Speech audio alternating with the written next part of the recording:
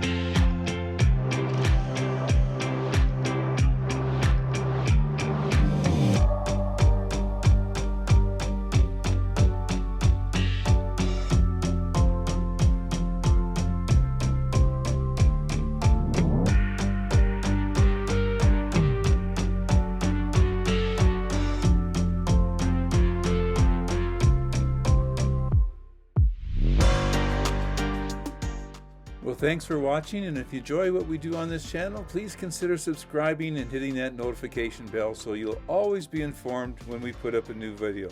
And if you give us a big thumbs up, we'd certainly appreciate that. Until next time, bye for now.